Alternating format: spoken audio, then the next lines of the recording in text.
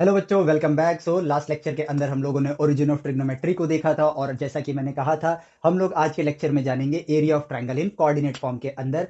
हो सकता है कि शायद आपके टाइम पे ये आपके सिलेबस से कट गया हो, ठीक है, या ना भी कटा हो, डिपेंड करता है कि किस रीजन में आप पढ़ रहे हैं। लेकिन इसकी अपनी एक इंपॉर्टेंस है। हम लोगों ने 10th ग्रेड में इसको एज अ फॉर्मूला याद किया है और बीच में एक मॉड लगा के अगर पढ़ाया गया है तो याद किया है, नहीं पढ़ाया गया है तो पूरा ही स्किप करके हम आगे बढ़ रहे हैं। बट इसको जब ढूंढा गया था तो एक इंटेलिजेंट वे का यूज किया गया था, और उस वे को हमें जानना बहुत ज्यादा जरूरी है ताकि हम लोग उस चीज को फिजिक्स की दुनिया में इंप्लीमेंट कर सके। वेक्टर्स जब हम पढ़ते हैं आगे चल के तो हम हर चीज को एक्स एंड वाई के पैरेलल बना के वेक्टर्स को सॉल्व करते हैं, और ऐसा ही कुछ लॉजिक यहां यूज किया गया है। तो ये हमारे ब्रेन को एक ट्रेनिंग देगा कि फ्यूचर में हम किसी भी डिफिकल्ट सी चीज को देखकर ऐसा ना सोचे कि ये डिफिकल्ट है, बल्कि वो कितनी आसान है, इस चीज पर हम भरोसा करें और सही से इन चीजों को आगे एक राइट अप्रोच लेकर हम इनको सॉल्व करें। ठीक है, अगेन छोटी सी वीडियो होने वाली है। ठीक है, लास्ट वीडियो में भी कहा था कि छोटा सा होगा लेकिन लंबा हो गया था, बट ऐसा इसमें नहीं होगा, डोंट वरी, ये छोटा ही रहेगा आपका। ठीक है, सो अब देखो, मेन बात क्या है कि अगर मेरे पास area of triangle in coordinate form आता है तो मैं इसका फॉर्मूला लिखता हूं 1/2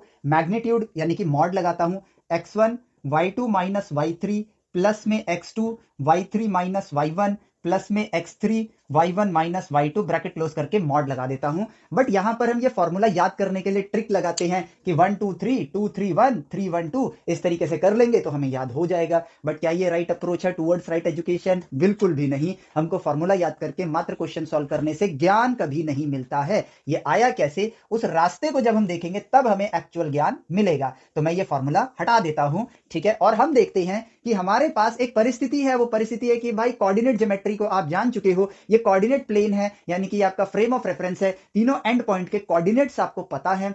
अब उन्हीं कोऑर्डिनेट्स को ध्यान में रखते हुए आपके पास एक टास्क निकल कर आता है कि इस ट्रायंगल का एरिया कैसे बताओगे। आप पॉइंट को समझना, इस ट्रायंगल का एरिया कैसे बताओगे। अब एरिया ऑफ ट्रायंगल के बारे में जो हम जानते हैं वो ये है कि half into base into height अगर हम कर दें तो हमें एरिया पता चल जाएगा। बट यहां जो इंफॉर्मेशन मेरे पास है वो कोऑर्डिनेट्स की है सिर्फ, लेकिन उन कोऑर्डिनेट्स की मदद से मैं यहां पर अब एक अलग स्टेप लूं कि पहले हाइट निकालने के लिए कोई फॉर्मूला ढूंढूं, फिर बेस की लेंथ में कैलकुलेट करूं, फिर मैं उस चीज को खोजूं, तो वो एक टाइम टेकिंग प्रोसेस है। अगर मैं सीधा कोऑर्डिनेट्स की मदद से ही एरिया फाइंड करने वाली कोई प्रक्रिया ढूंढ लूं, ठीक है, तो मेरे लिए काम फटाफट होना स्टार्ट हो जाएगा। और ऐसा करने के लिए मुझे कोई डेरिवेशन नहीं करनी है, मुझे नेचर से बात करनी है और उसका सॉल्यूशन खोजना है। ठीक है, तो फ्रेम ऑफ रेफरेंस के अंदर जब भी आप चाहे वेक्टर की स्टडी कर रहे हो या मोशन की स्टडी कर रहे हो, कुछ भी अगर आप फ्रेम ऑफ रेफरेंस में स्टडी कर रहे हो तो वहां एक बड़ी अच्छी बात एक निकल कर आती है। वो ये है कि आप किसी भी फिगर को, ठीक है, एक्स एक्सिस के पैरेलल, वाई एक्सिस के पैरेलल, उसका कोई ना कोई ज्योमेट्रिक फिगर ढूंढ सकते हो और अपना ह्यूमन इंटेलिजेंस यूज करके, ठीक है, प्लस माइनस आपको आता है, मल्टीप्लाई डिवाइड आपको आता है, पैरेलल लाइंस बनानी आपको आती है, बेसिक ज्योमेट्रिक फिगर्स आपने स्टडी कर रखी है। तो इस ज्ञान का इस्तेमाल करके, जितनी भाषा मैथमेटिक्स की आपको आती है उसका इस्तेमाल करके यहां पर कुछ ढूंढते हैं। हो सकता है ना मिले, हो सकता है मिल जाए। जब मिल जाएगा तो हमारी लर्निंग और ज्यादा बढ़ेगी। तो लास्ट में जब इस चीज को मल्टीपल स्टेप्स के बाद, ठीक है, जब लास्ट में करेक्ट फाइंडिंग निकल कर आई तो वो करेक्ट फाइंडिंग क्या थी वो मैं आपको दिखाता हूं। ठीक है, वो ये थी कि उस समय मैथमेटिशियंस ने कहा कि यार फ्रेम ऑफ रेफरेंस में सबसे अच्छी चीज जो है वो ये कि यार पैरेलल लाइंस बना सकते हो। ठीक है, तो यहां पर हम पैरेलल लाइंस बनाते हैं कुछ इस तरीके से। मैं ब्लैक कलर का यूज करूंगा यहां पर। ठीक है, हमने क्या किया, इस ट्राइंगल को ऑब्जर्व किया और देखा कि यार इस फ्रेम ऑफ रेफरेंस के अंदर, इस कोऑर्डिनेट प्लेन के अंदर सबसे इधर वाला पॉइंट जो है इसको मैंने x1 y1 लिखा है। ठीक है, और जो सेकंड पॉइंट है ये है आपका x2। यहां पे तो मुझे लाइंस बनानी है तो मैं इसको थोड़ा ऊपर लिखता हूं। ये पॉइंट है मेरा x2 y2 और ये पॉइंट है मेरे पास x3 y3। और इनके जहां जहां एक्सिस पर इनके कोऑर्डिनेट्स आ रहे हैं वो मैंने यहां पर शो कर दिए हैं। ठीक है, सो अब देखो हमने क्या किया, हमने यहां पर इस ट्राइंगल को ध्यान में रखते हुए, ठीक है, यहां पर हमने लाइंस बनानी स्टार्ट करी कुछ इस तरीके से। ठीक है, मैं एकदम सॉलिड लाइंस बना देता हूं। ठीक है, और जो सबसे उधर वाला पॉइंट है उस पे लाइन बनाया, और जो सबसे इधर वाला पॉइंट है उधर मैंने वाई एक्सिस के पैरेलल लाइन क्रिएट कर दी।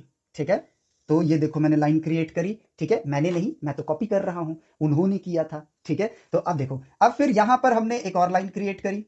ठीक है, ये मेरी फाइंडिंग नहीं है ना, ये उन लोगों की फाइंडिंग है, मैं तो सिर्फ एक जरिया हूं जो आपको वो फाइंडिंग्स दिखा रहा है और कुछ नहीं। ठीक है, फिर उन्होंने इधर एक लाइन क्रिएट करी। ये है आपके फ्रेम ऑफ रेफरेंस या कोऑर्डिनेट प्लेन की सबसे बेस्ट पार्ट कि आपने यहां पर डेवलप कर लिया, क्रिएट कर लिया, क्या, एक रेक्टेंगल क्रिएट कर लिया। अब अगर मैं इस रेक्टेंगल की लेंथ पूछूं, ठीक है, तो इस पॉइंट का कोऑर्डिनेट क्या होगा, तो देखो एक्स में इसका कोऑर्डिनेट है x1 और y में इसका कोऑर्डिनेट है y2। ठीक है, इस पॉइंट का कोऑर्डिनेट क्या होगा, ये तो एग्जैक्टली x1 y1 होगा, x1 y1। इस पॉइंट के कोऑर्डिनेट पर आए तो वो क्या आएगा x3y1, तो यहां लिख देता हूं मैं x3y1, और इस पॉइंट का कोऑर्डिनेट क्या आएगा मेरे पास, इस पॉइंट का कोऑर्डिनेट आएगा मेरे पास x3y2, तो इसका कोऑर्डिनेट लिखा मैंने x3y2।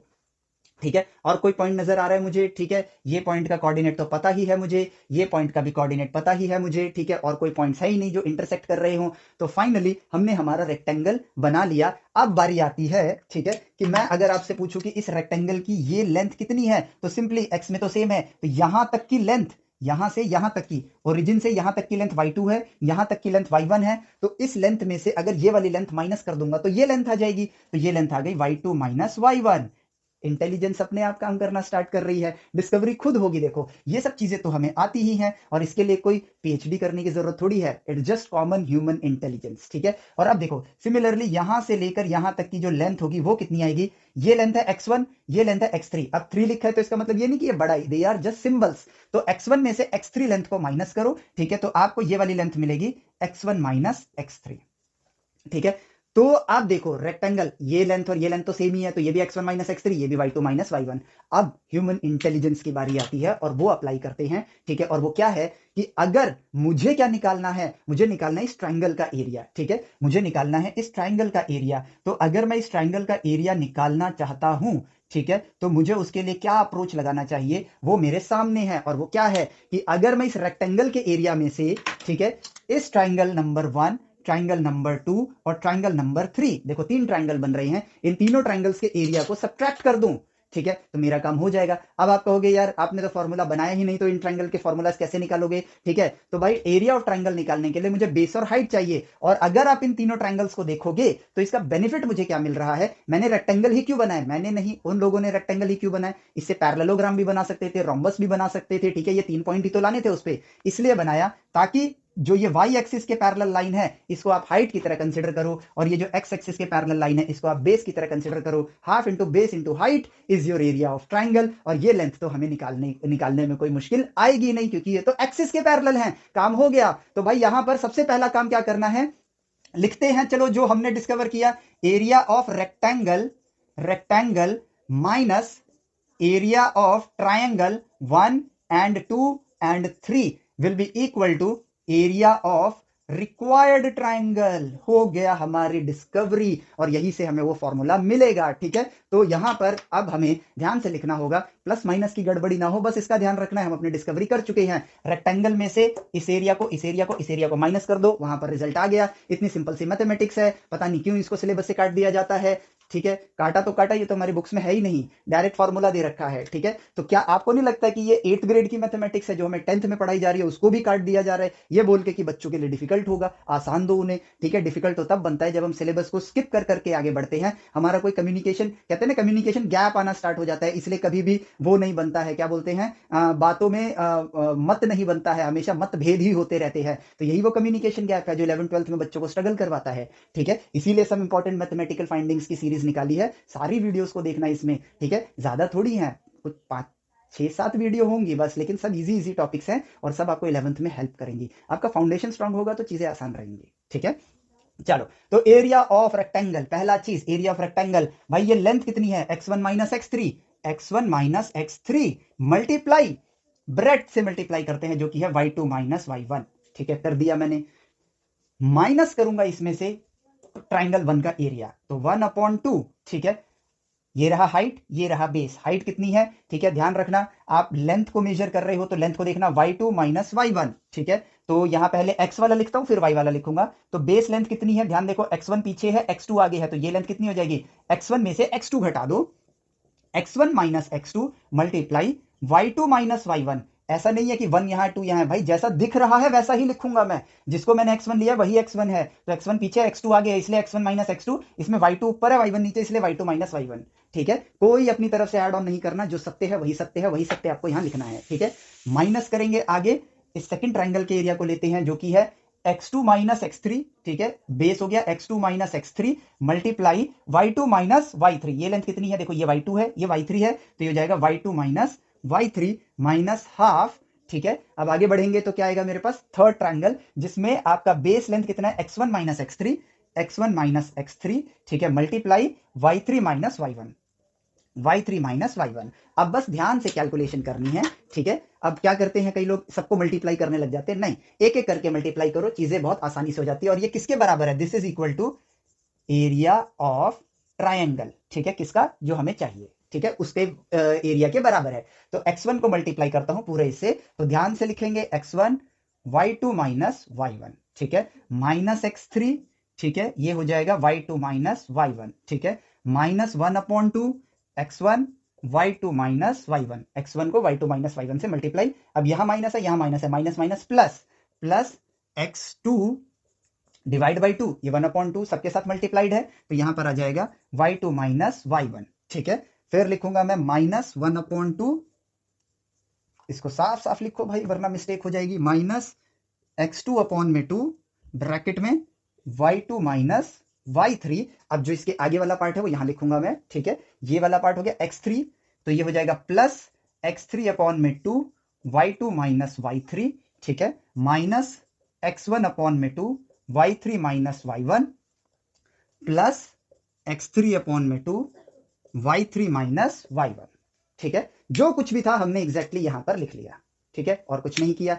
अब बोर्ड की जरूरत है मुझे, तो मैं ऊपर वाला पार्ट रब करता हूं भाई, यही पार्ट यहां पर है, बस ये इससे मल्टीप्लाई हो चुके हैं, ठीक है। आप भी करना इसे, सेल्फ करना इसको, ठीक है। तो अब मैं इसको रब करता हूं और साफ साफ लिखूंगा भाई, ठीक है, इसलिए ध्यान रखना है, यहाँ पे देखो बहुत सारे प्लस है बहुत सारे माइनस है, तो ध्यान रखना होगा, ठीक है। तो एक एक करके करेंगे, x1 यहां पर है, x1 यहां पर है, ठीक है, और x1 यहां पर है, ठीक है। तो x1 को हम यहां पर लेते हैं, ठीक है, पहले इसको सॉल्व कर लेते हैं क्योंकि दोनों में 1/2 है, ठीक है। तो इसको सॉल्व, पहले इसको लिखता हूं, ठीक है, ये अकेला लिखूंगा मैं, x1 y2 माइनस y1। अब ये है x1 बाई 2, ये है x1 बाई 2, ये भी माइनस ये भी माइनस, तो minus x1 divide by 2 common ले लो, यहां क्या है y2 माइनस y1, और यहां क्या है, ठीक है, देखो minus x1 by 2 minus x1 by 2 common है, तो ये y3 माइनस y1 ही आएगा, प्लस y3 माइनस y1, ठीक है। मुझे लग रहा है कि मैंने कहीं मिस्टेक कर दी है, ठीक है, मैंने कहीं मिस्टेक कर दी है, तो y3 minus y1, y3 minus y1, अरे यार मैं तो अंडू भी नहीं कर सकता हूं, ठीक है।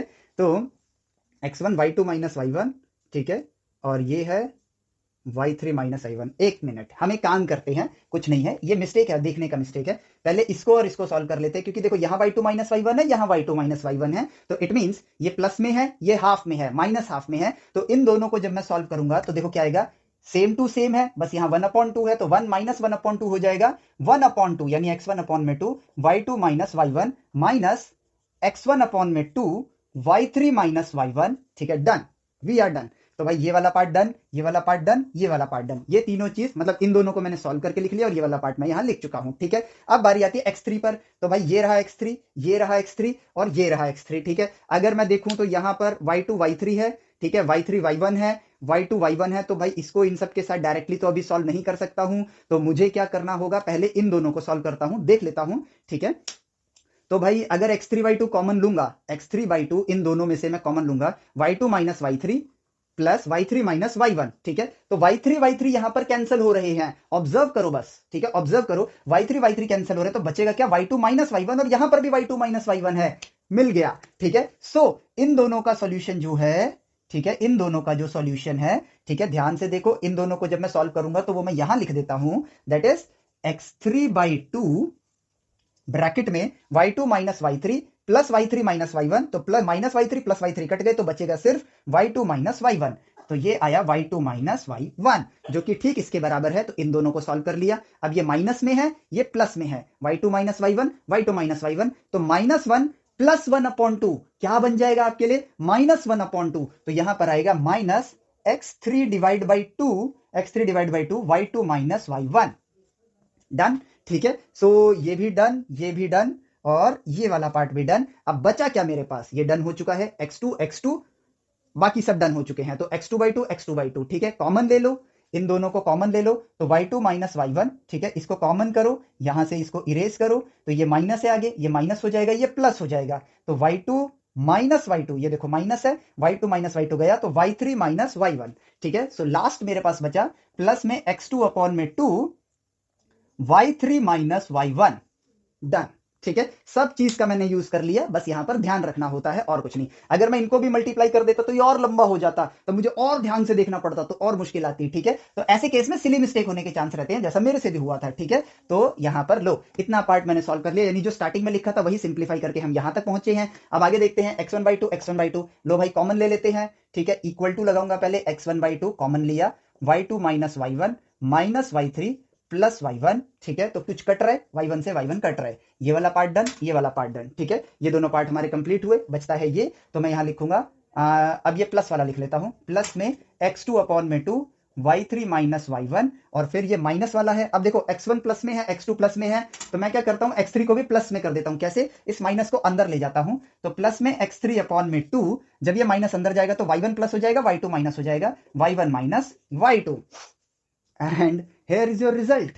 ठीक है, यहां पर आपका रिजल्ट आ गया, और अभी इस रिजल्ट के ऊपर एक और इंपॉर्टेंट डिस्कवरी मैं आपको दिखाऊंगा। ठीक है, इसको हटाते हैं और रिजल्ट को फिर साफ साफ लिखते हैं, और ये देखो 1/2 1/2 1/2 है सब में, तो भाई एक काम करो, 1/2 कॉमन ले लो, एक बड़ा ब्रैकेट लगा लो, x1 लिखो, y2 minus y3, y2 minus y3। ठीक है, फिर ज्यादा ही बड़ा लिख दिया, इतनी जगह में आएगा नहीं। ठीक है, चलो कहां लिखूं मैं, चलो नीचे लिखता हूं। ठीक है, 1/2 कॉमन ले लिया, बड़ा ब्रैकेट बनाया, x1 लिया ब्रैकेट में, y2 माइनस y3। ठीक है, फिर प्लस में 1 के बाद x2 लेता हूं मैं, x2 लिया मैंने, यहां पर आया y3 माइनस y1, देन यहां पर मैंने प्लस लिया x3, यहां पर आया y1 minus y2, and low मेरा फॉर्मूला निकल कर आ गया, मेरा फॉर्मूला निकल कर आ गया। ये है मेरे पास एरिया ऑफ ट्राइंगल का फॉर्मूला, और यहां पर फाइनली मैं लिख सकता हूं कि अब मुझे रट्टा मारने की जरूरत नहीं है। The area of triangle is 1/2 x1 y2 minus y3 plus x2 y3 minus y1 plus x3।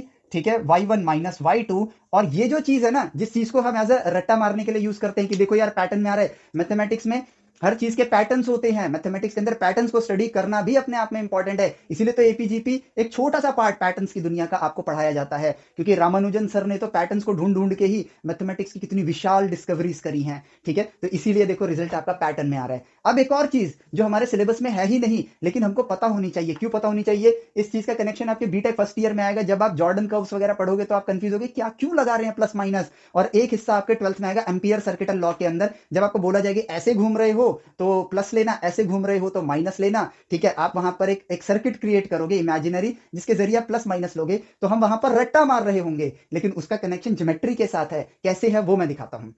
ठीक है, तो देखो फॉर्मूला तो हमने डिस्कवर कर लिया, अब इस फॉर्मूले की मदद से हम एक काम करते हैं, एक ट्रायंगल का एरिया निकालते हैं। ठीक है, अब ट्रायंगल का एरिया फटाफट निकालने के लिए मैं एक इजी सा ट्रायंगल लूंगा, ठीक है, ताकि आपके लिए चीजें जल्दी हो जाए, और आपको जो चीज मैं समझाना चाहता हूं वो डिस्कवरी में आपको समझाता हूं। ठीक है, तो मैं यहां पर लेता हूं, ये मेरा वाई एक्सिस, ये मेरा एक्स एक्सिस, यहां मैंने कोऑर्डिनेट लिया -1,0, यहां मैंने कोऑर्डिनेट लिया 1,0, यहां मैंने कोऑर्डिनेट लिया 0,1। फॉर्मूला मुझे पता ही है। ठीक है, अब इस फॉर्मूले के अकॉर्डिंग मैं एरिया निकाल सकता हूं इस ट्रायंगल का। ठीक है, इस ट्रायंगल का मुझे एरिया निकालना है, half into base into height नहीं, इस फॉर्मूले के जरिए मैं एरिया ऑफ ट्रायंगल निकालूंगा, और उस चीज को मैं समझने की कोशिश करूंगा जो चीज हमें पता ही नहीं है। ठीक है, हमें नहीं पता, हमने एरिया निकालना हमें आ गया है, अब हम नेचर से दोबारा कम्युनिकेट करने जा रहे हैं जो ज्ञान हमारे पास आ चुका है उसकी मदद से। ठीक है, तो मैंने क्या किया, मैंने कहा भाई मैं इसको मानता हूं x1 y1। अब भाई यहाँ तो x1 x2 y2 y3 इस फॉर्म में लिखा हुआ है, तो इसको x1 y1 मान लिया, तो इसको मान लिया मैंने x2 y2, और इसको मान लिया मैंने x3 y3। ठीक है, और अगला केस पता है क्या लूंगा मैं, अगला केस ये लूंगा कि इसको तो x1 y1 ही रखा, ठीक है, इसको मैंने x2 y2 मान लिया, और इसको मैंने x3 y3 मान लिया, और फिर देखते हैं कि भाई एरिया तो एरिया ही है, क्या दोनों में कुछ डिफरेंट रिजल्ट आना चाहिए, तो पहले ब्लू कलर वाला एरिया निकालते हैं, ब्लू पेन से निकालते हैं, तो वो आएगा 1/2। भाई x1 क्या है यहां पर मेरे पास, x1 है -1, -1 लिख दिया, y2 क्या है मेरे पास 0, ठीक है, और y3 क्या है मेरे पास 1, तो 0 -1 कर दिया। अब चलते हैं x2 पर, x2 क्या है मेरे पास 1 है, तो y3 क्या है मेरे पास 1, और y1 क्या है मेरे पास 0, वो भी कर दिया मैंने। प्लस x3 पे चलते हैं, वो 0 है, तो उसके अंदर लिखने का क्या ही मतलब बनता है, सबको 0 ही कर देगा वो। ठीक है, तो सॉल्व करते हैं, 1/2 -1 मल्टीप्लाई -1 प्लस 1, और 1 इंटू 1 प्लस 1। ठीक है, दी एंड, तो ये बना 2, 2 से 2 कट गया, आंसर आया, एरिया आया 1 स्क्वायर यूनिट। ठीक है, जो भी इसकी यूनिट होगी सेंटीमीटर मिलीमीटर, वही 1 स्क्वायर यूनिट मेरे पास एरिया आ गया। डन। ठीक है, अब बारी है मेरी इसको x1 y1 मानने की, इसको x2 y2 मानने की, इसको x3 y3 मानने की। अगर मैं इसको x2 y2 मान लेता हूं, इसको x3 y3 मान लेता हूं, क्या ट्रायंगल बदल गया? जवाब है नहीं, ट्रायंगल नहीं बदला है। ठीक है, तो अकॉर्डिंग टू दिस फॉर्मूला मेरा रिजल्ट आएगा 1/2। x1 क्या है मेरे पास? -1। ठीक है, ब्रैकेट। अब यहां पर है y2 देखो, रेड वाले को देखो, y2 क्या है मेरे पास? 1 है, माइनस y3 क्या है? 0 है। ठीक है, एंड देन चलते हैं हम x2 पर। x2 क्या है मेरे पास? 0 है, तो इसके अंदर कुछ लिखने की जरूरत नहीं है, सब 0 हो जाएगा। चलते हैं अगला, x3 क्या है मेरे पास? x3 है मेरे पास 1। ठीक है, देन मेरे पास आएगा y1 क्या है? 0 माइनस y2 क्या है मेरे पास? 1। ब्रैकेट क्लोज किया मैंने, और देखो यहां पर आंसर क्या आया? Is equal to 1/2। -1 multiply 1, that is -1, 1 multiply -1, that is -1, and see the result। ठीक है, ध्यान से देखना, यहां पे है -2 divide by 2 and the result is -1 unit square. ठीक है, ये रिजल्ट आया मेरे पास। ठीक है, अब इसको हटाता हूं अभी, क्योंकि मैं चाहता हूं कि आप इस पर फोकस करो। रिजल्ट क्या आया? -1। रिजल्ट क्या आया? +1। ठीक है, अब यहां पर एक चीज डिस्कवर करी है आपने, यानी कि एरिया निकालने के लिए अगर आप जब ब्लू वाले रास्ते पे गए थे तो 1 के बाद 2 पर जाओगे ना, अगर आप इस रास्ते मूव करते हुए गए, ठीक है, पेरीमीटर पर ऐसे मूव करते हुए आप एरिया निकाल रहे हो, तो आपका रिजल्ट आया पॉजिटिव। ठीक है, लेकिन जब आप इस रास्ते मूव करते हुए गए, 1 से 2 इधर है आपका, ऐसे गए यानी कि ठीक उसके उल्टे डायरेक्शन में गए, तो आपका रिजल्ट आया नेगेटिव। और अगर इस चीज को मैं सर्कुलर लूप से दिखाऊं, तो पहले आप ऐसे गए थे तो रिजल्ट आया था पॉजिटिव, जब आप ऐसे गए तो आपका रिजल्ट आया नेगेटिव। पॉइंट को समझना, यानी कि यहां पर एरिया के साथ, एरिया को कैलकुलेट करने के लिए पेरीमीटर मूवमेंट पे जो आपका डायरेक्शन होता है वो इंपॉर्टेंट है। और आगे चल के जब एम्पियर सर्किटल लॉ में ऐसे हाथ घुमा के अंगूठा ऊपर कर रहे होगे ना कि ये वाला प्लस है, ये वाला माइनस है, उसके पीछे रीजन यहां से निकल कर आया है। जॉर्डन कर्व यहां से निकल कर आएगा। बीटेक फर्स्ट ईयर में जब आप मैथ्स पढ़ोगे तब कहते हैं बच्चे, यार ये मैथ समझ ही नहीं आ रही है, अलग दुनिया की मैथ है, मैथ से मुझे नफरत है, मैथ्स हार्ड है। मैथ्स हार्ड नहीं है, ये जो लूप होल्स हमारे छुपे हुए हैं, छोटी छोटी डिस्कवरीज जो हमने नहीं करी हैं, इन डिस्कवरीज की वजह से हमारी मैथमेटिक्स, जो कि इतनी प्यारा सब्जेक्ट है, इतनी प्यारी चीज है, इतनी प्यारी भाषा है, इस दुनिया में कोई भाषा आए ना आए, सक्सेसफुल बनने के लिए मैथमेटिक्स की भाषा जिसको आती है उस दुनिया में कुछ भी अचीव कर सकता है।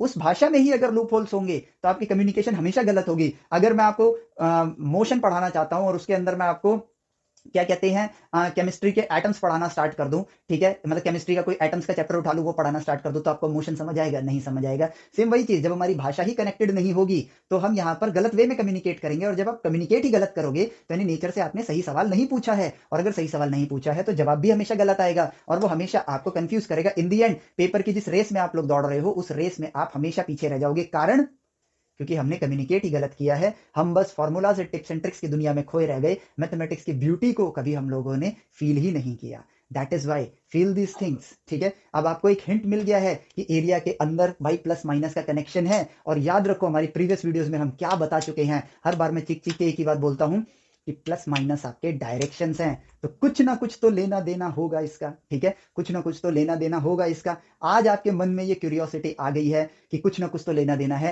ये आपको ड्राइव करेगी इसके रीजन तक पहुंचने के लिए। जब आप फ्यूचर में इसको पढ़ोगे तब आपको ये लगेगा कि हाँ कुछ तो कारण है, चलो वो कारण ढूंढते हैं, तब आप खुद एक खोजकर्ता बन जाओगे, और खोजकर्ता बन गए तो आपको किसी की नीड नहीं है, यू आर सेल्फ डिपेंडेंट।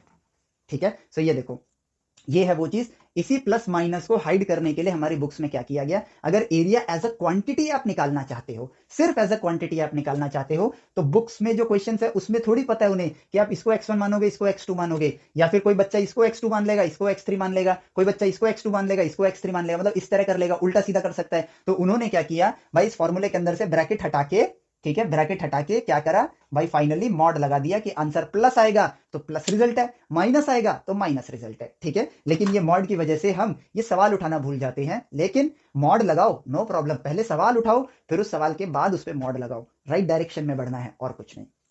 तो उम्मीद करता हूं इस लेक्चर से आपको भरपूर ज्ञान मिला होगा। शेयर करो अपने दोस्तों के साथ, चैनल को सब्सक्राइब करवाओ अपने दोस्तों को, ठीक है, उनको बोलो ये वीडियोस को देखें, राइट एजुकेशन लेने के लिए, राइट पाथ पे बढ़ने के लिए आगे आए। ठीक है, एप्लीकेशन पर आओ, वहां पर इंटेलिजेंट वे में जो टेस्ट मैं बना रहा हूं और जो मैं अपलोड करने वाला हूं, उन चीजों को, उन टेस्टों को दो, और राइट पाथ को एंजॉय करो, अपनी साइंस की जर्नी को मजेदार बनाओ। ठीक है, यही हमारा मिशन है। जुड़ो, हमारे साथ जुड़ो, अपने दोस्तों को लेकर आओ, ठीक है, और एंजॉय करो मैथ साइंस की दुनिया को। ठीक है, बिकॉज वी आर क्रिएटर्स, और हमें साइंस पढ़नी है कुछ क्रिएट करने के लिए, इसलिए नहीं कि मात्र एक जॉब मिल जाए, आईआईटी में एडमिशन मिल जाए। आईआईटी में एडमिशन मिल जाए तब तो अच्छी बात है, लेकिन नॉलेज मिलेगी तो वो एडमिशन भी मायने नहीं रखेगा। और अगर नॉलेज होगी, ठीक है, देखो नॉलेज होगी तो दो फायदे, नॉलेज होगी तो एडमिशन मायने नहीं रखेगा, और नॉलेज होगी तो एडमिशन मिल ही जाएगा।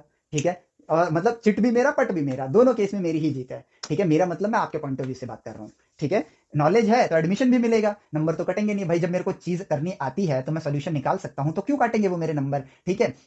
और अगर ठीक है नॉलेज है और मेरा आईआईटी में जाने का मन नहीं है, तो भी मैं अपनी जिंदगी में खुद कुछ ना कुछ कर लूंगा। ठीक है, बिकॉज आई हैव नॉलेज। ठीक है, सो इस लेक्चर के लिए इतना ही। नेक्स्ट लेक्चर के अंदर हम लोग इसी कोऑर्डिनेट ज्योमेट्री से सेक्शन फॉर्मूला को समझेंगे, जिसके लिए आपको सिमिलर ट्रायंगल का कॉन्सेप्ट आना चाहिए। ठीक है, जो आपको पता ही है। वो वीडियो 5 मिनट के अंदर खत्म करूंगा, डोंट वरी, 5 मिनट के अंदर खत्म करूंगा। ठीक है, सो नेक्स्ट लेक्चर में मिलते हैं। Till then take care, bye bye, जय हिंद।